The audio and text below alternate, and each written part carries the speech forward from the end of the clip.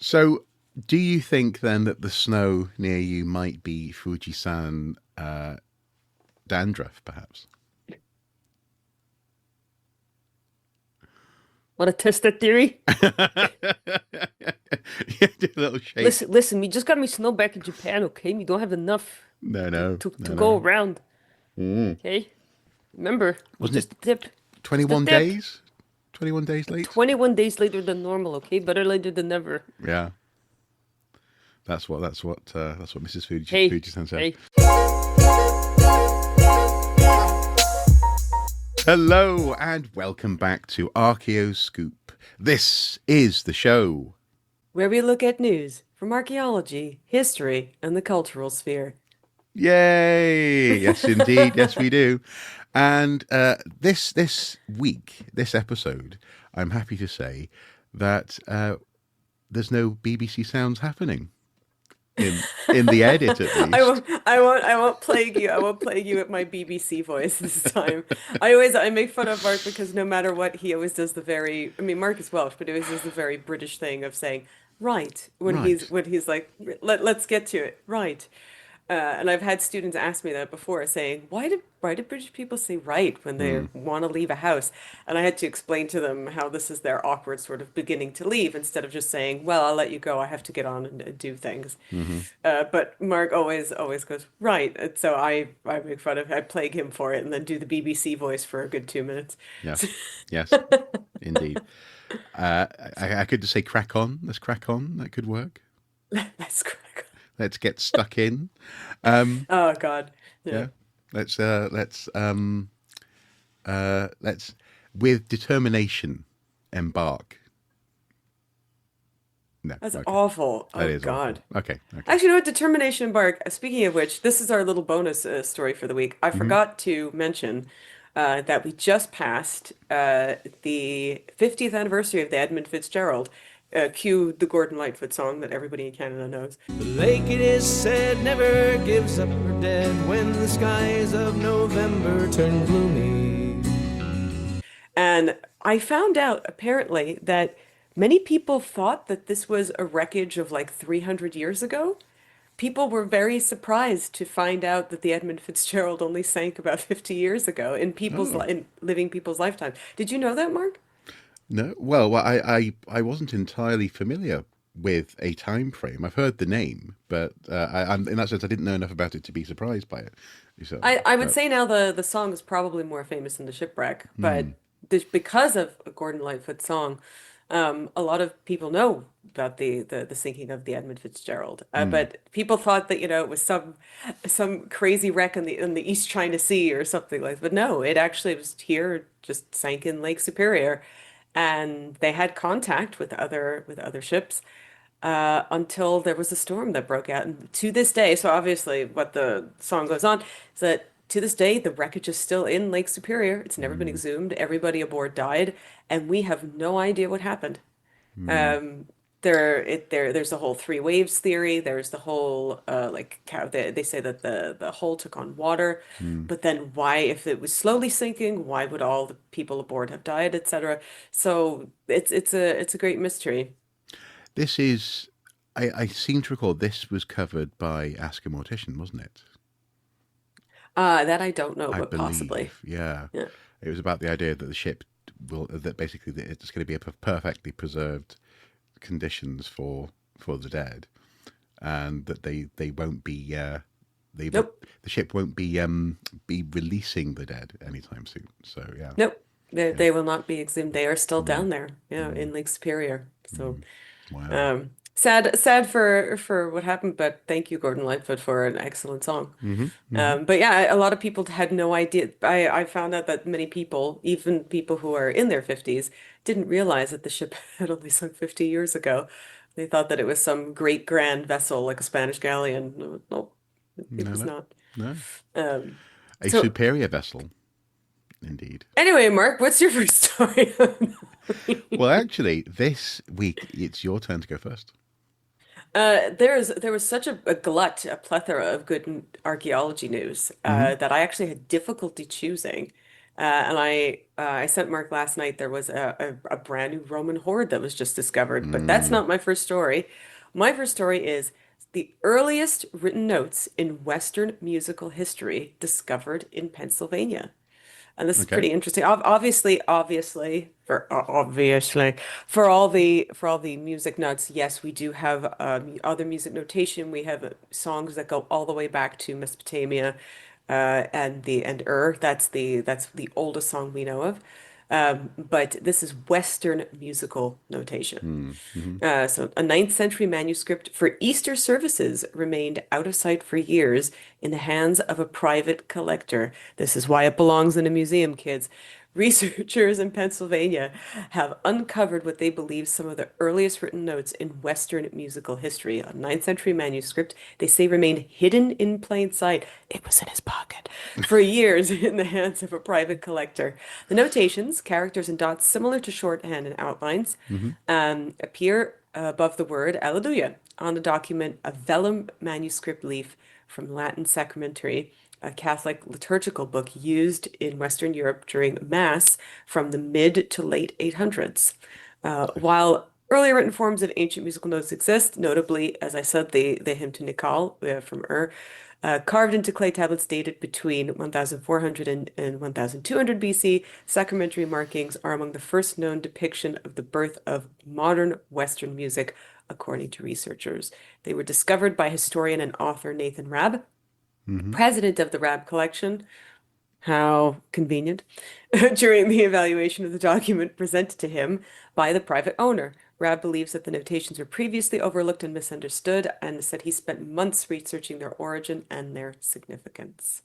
He says this is an incredibly early witness to our modern use of musical notation at its very dawn, and its discovery is a further reminder to us in the business of historical discovery that sometimes those discoveries are hidden in plain sight. Mm. Since the document was probably created in Germany, and if you're in case you're wondering where it came from, because very obviously ninth century it did not come from the US, even though it was found in Pennsylvania. Impossible. The document was probably created in Germany in the second half of the ninth century, Rab said, and the text is for Easter services. The notation marks, inflections, and accents above the word represent instructions for the rising and falling pitch as a visual aid to the singer.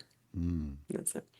Earliest surviving examples of musical notation in Western music are the manuscript of the Leon Gradual, the Gregorian chant, housed in the Municipal Library in Lyon, France, and the Cantatorium of St. Gall in the Abbey Library of St. Gallen, Switzerland. They Okay. both date to the early 10th century. Okay. So this is pushing it back by another 100 years or so. Yeah. How much do you think this is worth, Mark? Is he selling it? That is what I am wondering because there is a price on it. I Uh, don't think he would, but I think maybe this is what they bought it for, or maybe the private collector asked for this, but it says that it is valued at a certain price. So let's play the Price is Right, Mark. Da-da-da, da-da-da. I'm gonna go ridiculously reasonable and say $500. Closest to the actual value is Bob Barker's spinning the wheel. Is $80,000. Oh, okay, that wasn't too bad. That's not too, okay. Yeah, because initially I was thinking it's Not going as to be like close as 3 the nearest million or dollar, Mark. something. No, no, no. Okay, 80,000. I can see that. I can see that. Yeah. Interesting. Previously, as you say, yeah, the earliest notation has been a little bit later, but it's interesting when you look at the history of music, especially choral music. It's one of the best connections that we have to the possibility of understanding how Roman music sounded. We have examples of Roman instruments, and also actually instruments for like the lyre, etc., that come into Northern Europe just after the Roman period. But this idea of how they were played, I once heard a recitation of Beowulf, where someone had a lyre, and they were sort of doing tunes, and if it was very abstract, it was very free form, and more like it was almost more like a sort of a drone setting for the voice, really. Don't judge his musical ability. No, no. But I mean a musical drone. but actually, the structure of the music and presumably the actual music of just after the Roman period is best preserved in early Christian songs, essentially, and choral structures. And it's interesting. The history of music from that standpoint then eventually leads into the thing that I can't stand the most about church music, and that is just how astonishingly basically Protestant it sounds. It's just that sort of I disagree, Mark. P-A-S-U no. That's good. That's good. I'm talking about where it went, and so it went from there, and then ended up essentially. If you sing the British national anthem, that's the worst of Protestant music as well. So, God, and then often as well in a register that's a bit too high for people who don't sing regularly as well.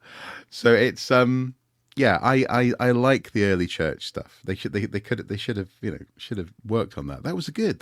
What happened to the band, you know? But from Gregorian chants to the Halo hymns. yeah.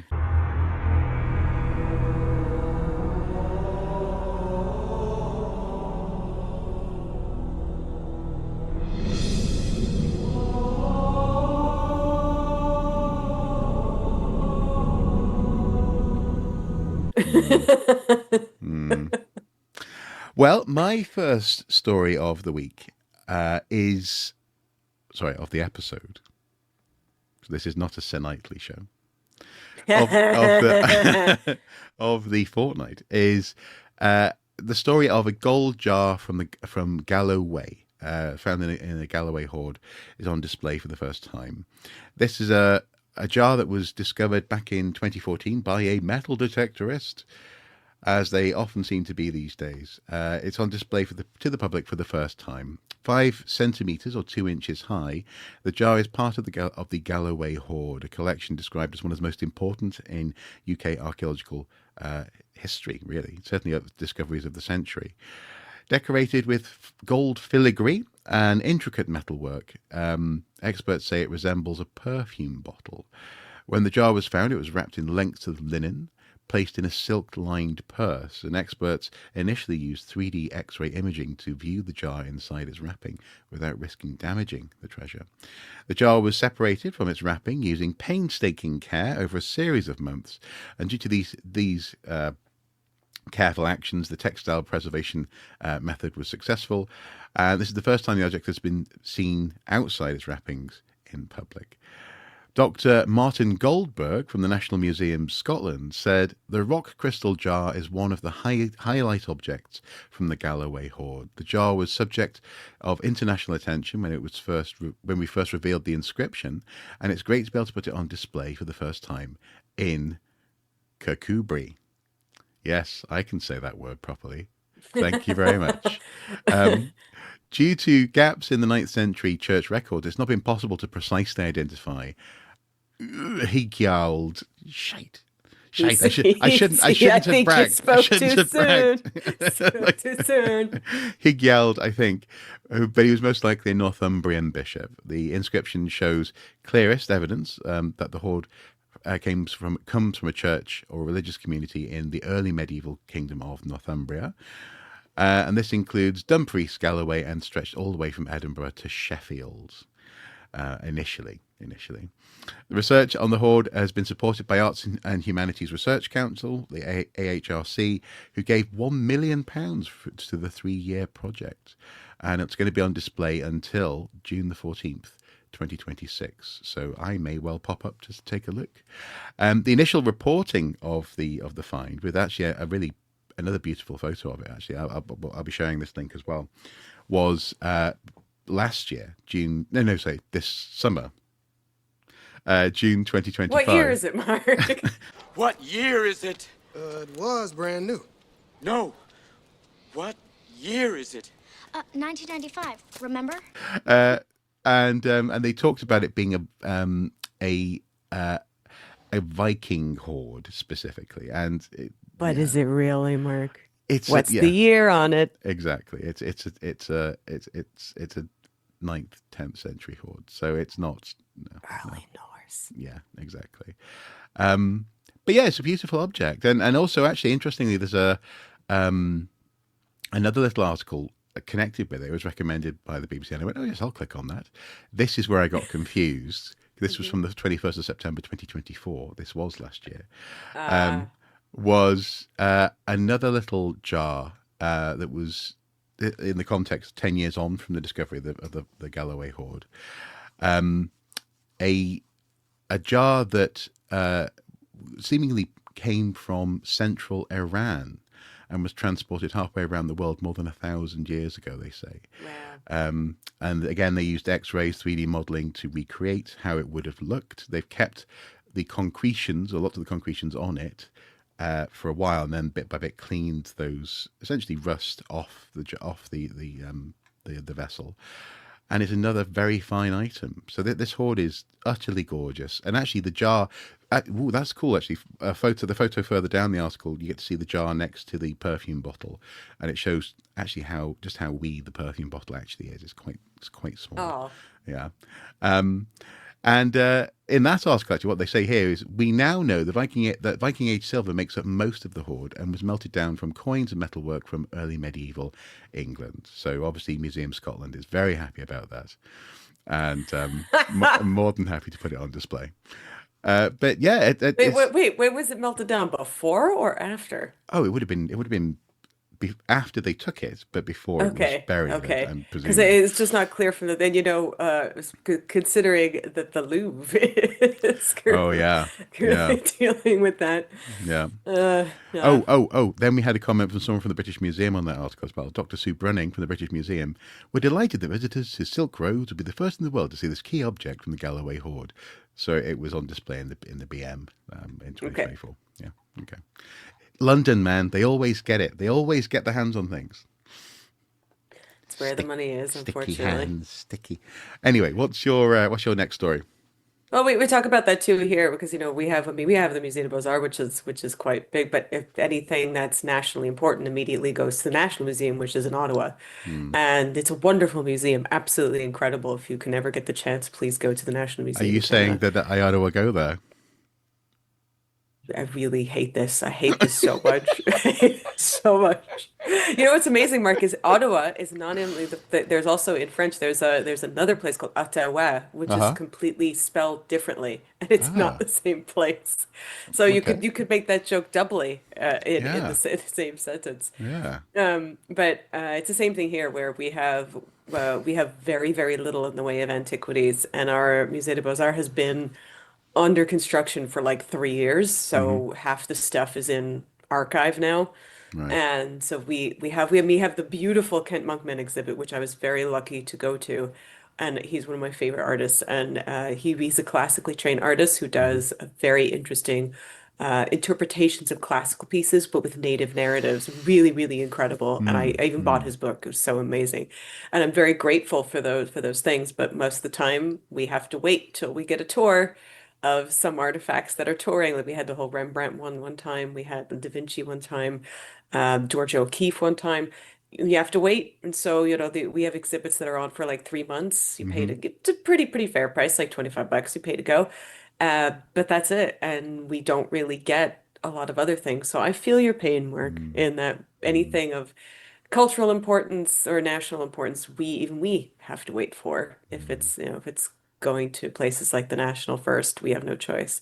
It is what 'tis, and it goes where the money is, and we just don't have it, and that's that. Well, as a slight aside there, you and I would be interested in this, and maybe some of our audience would. Just before we started recording, I saw an advert saying, new Studio Ghibli shop is opening in the UK. I was like, oh, it was like, opening in London. It's like, that's every time, whenever it's the same thing here, whenever they're like, oh, it's opening in Toronto, and I'm like, okay, that is 7 hours away. I cannot go. No, there's no point. Or opening in Vancouver, which is like a 22-hour drive, so there's no point. Speaking of once in a lifetimes, I think this it was story. speaking of no point. Oh, there is a point to this. Okay, This is something that people thought there was no point to. Okay. And this is Spanish photographer captures world's first ever white Iberian lynx on camera. And you have to Interesting. see this photo Hmm. and he got the lynx right here. And the cat is doing a typical cat pose of it going like doing its paws down in the front and going, Hmm. "What are you doing?" Very typical cat pose, which is very funny. The genetic anomaly testifies to the good progress of the lynx pardonus conservation plans in the two countries of the Iberian Peninsula after release began in 2011 when the species was essentially extinct. Okay. And so it's called the white ghost of the Mediterranean forest. This is how Angel Hidalgo, an amateur nature photographer, described his latest find while reviewing the images. So he didn't even realize what he had caught Mm. until he reviewed the images from his photo trapping cameras placed in the depths of one of Jaén's mountain ranges in northern Spain. Hidalgo managed to record an Iberian lynx with leucism, a genetic condition that causes a partial or total lack of pigmentation in its skin, although not in the eyes, Mm. as would occur in the case of albino animals or Mm. albino. Mm. According to local media, this unprecedented discovery took place on the 22nd of October. The place where the specimen of lynx pardonus has been recorded in the wild, as attested by the absence of the tracking collar, is kept secret. So he Nice. caught this completely by accident, and nobody is saying where this is. So don't even try to find it. No. The Iberian lynx, despite conservation efforts in the Spanish and Portuguese authorities, is still listed as extremely vulnerable by the International Union for Conservation of Nature.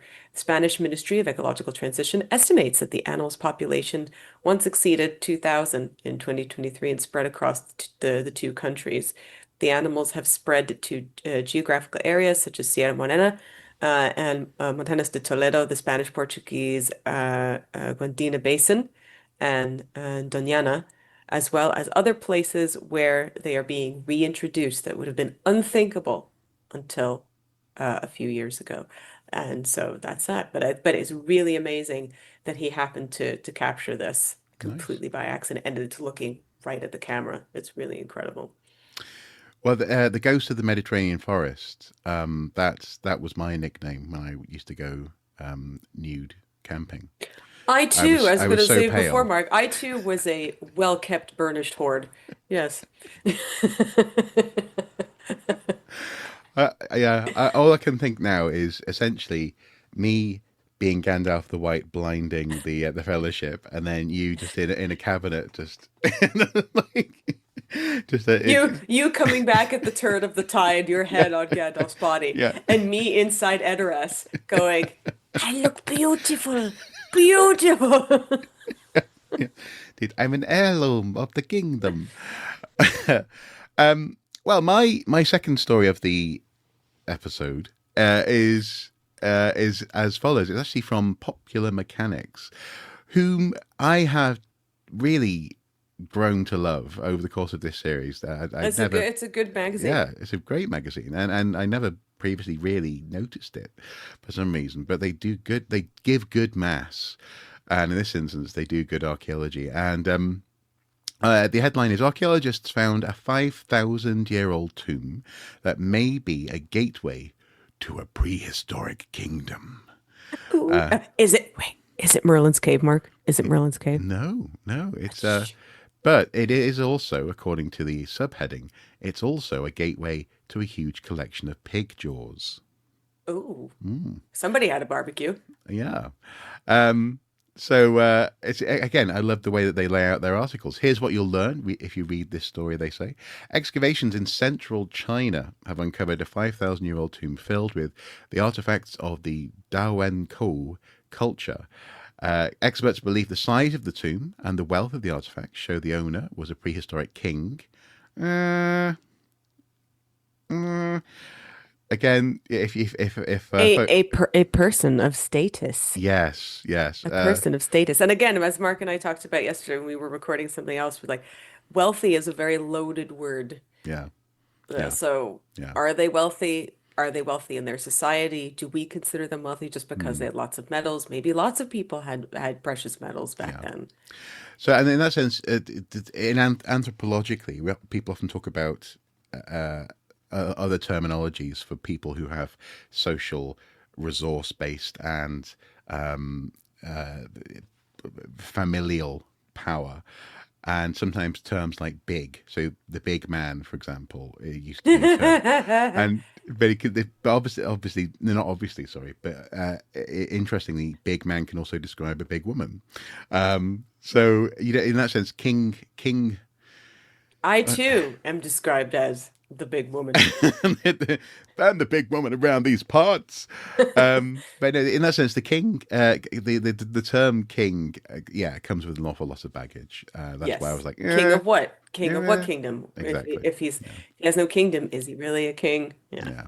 A person of high status. Yes. The diversity of artifacts within the excavation also offers cultural connections beyond one region. Archaeologists uncovered a range of tombs in the Wangzuang ruins. This is for shush. I can hear your face. Like this fall. I can feel my face. I can't. I am emoting with with my face going. Exactly. Ruins this fall in central China's Henan province. Especially exciting is Tomb M27, which likely belonged to a prehistoric king or person of some status, judging by the size of the tomb, coffins, and also the bounty of burial artifacts. In fact, experts now believe that the entire site could have been the capital of a prehistoric kingdom, okay, stemming from the ancient Neolithic Dawanko culture that existed from 4000 BCE to 2600 BCE. The latest discovery indicates that the Wangzuang ruins are not an ordinary settlement, but rather the capital of this prehistoric power base. Zhu Guanghua, associate professor at Capital Normal University. How do you spell it, Mark? Guanghua. Okay, Is it Guanghua? might be. Yeah. Depends on the dialect. Associate professor at Capital Normal University. Isn't that's a cool university name? My degree is totally normal. Nothing unusual about this degree. And a lead architect of the excavation said, according to China Daily, that the size of the tomb serves as the first clue, running around 15 feet long, stretching roughly 12 feet wide. It's one of the largest from the period, and even the wooden coffin is impressive and, in that sense, impressively preserved, with an inner and outer vessel together measuring 100. An innie and an outie. Yeah. 182 square foot in total. Additionally, inside the tomb were about 350 burial artifacts, including almost 200 jade ornaments, bone tools, animal remains, 100 pieces of pottery. The presence of pig mandibles, the most common animal bone in the tomb, was also a signifier of wealth. Now, what I'm interested about is this idea of it being entrance to another world in that sense. Yeah, how did they know that? Yeah, the M27. So it just sounds like a motorway here in the UK. The M27 on its way Connecting to to Manchester. the A1. Yes, exactly. M27 was the most prominent find at the site, but archaeologists uncovered a total of 45 tombs from the Dao and Ko culture. The exquisite pottery, stone tools, and jade artifacts vividly demonstrate the division of labor, level of productivity at the time, said archaeologist Liu Haiwang. The richness of the burial objects is closely linked to the size of the tombs, indicating a clear social hierarchy. So we're getting some of the attributes of a stratified society, and therefore maybe at the top possibly you could talk about king. And to be fair, we probably shouldn't be too critical of other archaeologists using that word in the context of their archaeology. The only thing is, though, with it being prehistoric, you can't, it's lots of the things that we think of as being associated with the king, legal structures and so on and so forth, are unlikely to have been in place in the same way, I guess. Yeah. So king very loosely, not necessarily uh, Yeah, an elected official. exactly. And actually, to be fair, in that sense, the headline, while I couldn't help but read it as being a gateway to a prehistoric kingdom, as in almost Jules Verne, like you step into the center of the world. I think what they're getting at is that this is figuratively a gateway, to understanding a prehistoric power base. So yeah, really cool, cool discovery, and in the context of well, actually, this last little bit here, artifacts spanning eastern and central regions of ancient China and the Yangtze River Basin. Its discoveries testify to the initial exchanges of early Chinese civilization, providing evidence for the nature of diversity within Chinese civilization. So it's also far-reaching, and I guess that is one of the markers of often, at the very least, highly organized power structures. Again, Yeah. Kingship is an interesting one. I suppose, to put it another way, you wouldn't expect there to be, this isn't like a dynastic situation as far as we can tell. So especially in context of China, but cool and rich, and rich with artifacts. So yeah, I liked it, and also good reporting. Popular Mechanics, man. Yeah, they're really great. Yeah. One more thing to point out is that the animated GIFs that people can find if they type in Archaeoscoop are doing actually rather well. I keep on getting notifications saying, this is being very popular. So this week, for example, the Back to the Past animated GIF reached, I think it was 20 or something shares. So, and people are just finding it without really us pushing it that much. So do check them out, do use them, do have fun with them. More will be added soon. Somebody was looking for the We Hate the Victorians ones. Yeah. Yeah. Yeah, and actually now I think there are 3 that people can choose from, just because you hate the Victorians so much. So much. It's quite impressive. We were talking about Frankenstein, and but obviously she wasn't Victorian, but we were talking about Dickens and how because juxtaposing Frankenstein versus the ideas that Mary Shelley put forth in Frankenstein or the Modern Prometheus. Versus how awful Dickens was as a human being. And so all the horrible things that Mary Shelley went through in her life, losing all her kids, her husband, who was an idiot and died in a boating accident when he could not swim. And yet what a masterful commentary she had about living humanity and the human existence and the human experience. Whereas you have Charles Dickens, who was probably one of the worst humans possible in the universe. And people are like, oh, he must have been a lovely man because look what he wrote about the Christmas. Yeah. And then when you actually read about his life and how he tortured his wife and brought a mistress who was several decades younger than him under his roof, and then also possibly did bad things with his wife's sister, you realize, wow, this man was really, really horrible. And despite what with the delightful Dan Stevens says, and he is delightful, Dickens was a horrible man. And that is why I can't bother reading. I mean, his books are incredible and his characters are fantastic. But I read his books but I know, and that's the worst part of it, is that I know that he is such an awful human being that I can't really enjoy his books anymore. I still do read his Christmas Carol, but because he wasn't necessarily a Scrooge, but he was just a very bad man. Yeah. Merry Christmas, everybody. We'll see you doing. Yeah, well, we're not quite there yet. But yeah, no, I know what you mean. And for me, actually, since we're ending on a bit of a downer, certainly Neil Gaiman has gone down that route for me. I find it very hard to enjoy his writing, unfortunately. That's why I've got plenty of books for you kids. Cue advert. If you're a fan of Beauty and the Beast, but you wish the Beast had stayed the Beast, have I got a book for you. It's a Beauty and the Beast retelling, only this time with werewolves. Oh my god, me and Mr. Blythe ready.